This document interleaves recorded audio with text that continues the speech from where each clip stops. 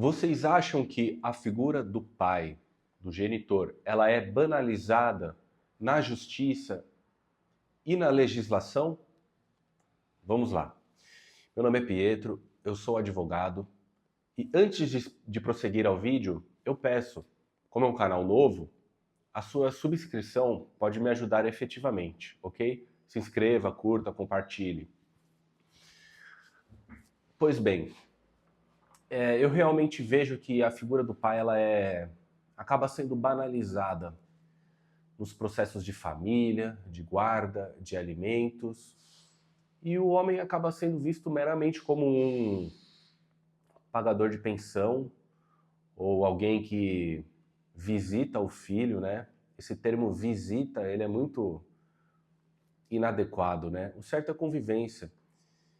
O pai, ele é literalmente, pelo modelo padrão de visitas, ele é afastado do filho de um jeito como se fosse uma fórmula genérica.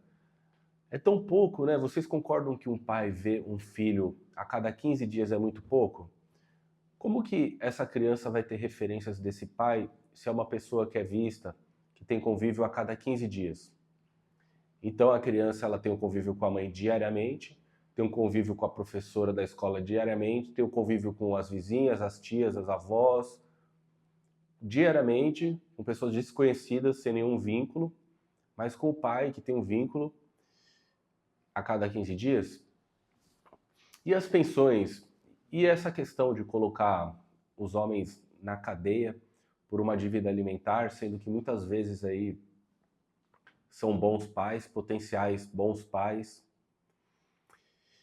e que passam por dificuldades financeiras, afinal estão no Brasil, um lugar onde a economia não está do jeito esperado, o emprego, a oferta de emprego também não.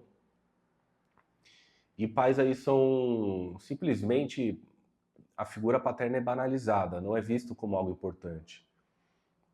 Deve ser ponderado que, poxa, o pai ele é importante para a criança, obviamente. É a base de tudo. A gente vê tantos vídeos de psicologia hoje em dia falando da ausência paterna, os danos que gera para crianças, para meninos e meninas, homens e mulheres no futuro, né?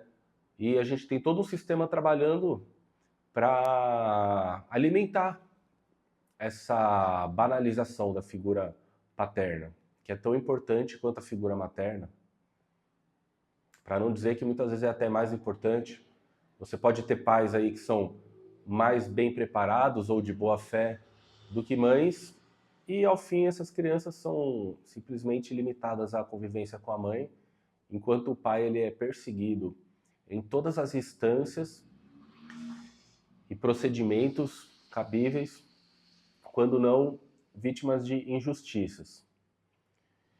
Então, o que a gente tem que refletir com esse vídeo, que não é propriamente um vídeo de direito, uma avaliação jurídica da lei e da jurisprudência, mas um texto, uma ideia prática do dia a dia das relações humanas, dos relacionamentos familiares, no caso.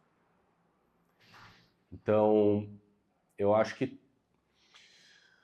esse é um assunto que está em voga atualmente, a importância da figura paterna, e eu acho que a justiça, a jurisprudência e a lei precisam se atualizar para que o pai tenha realmente resguardado o seu espaço, independente das divergências que possui com a mãe. Se separaram é porque pensam diferente, é porque agem diferente, é porque as ideias não são compatíveis.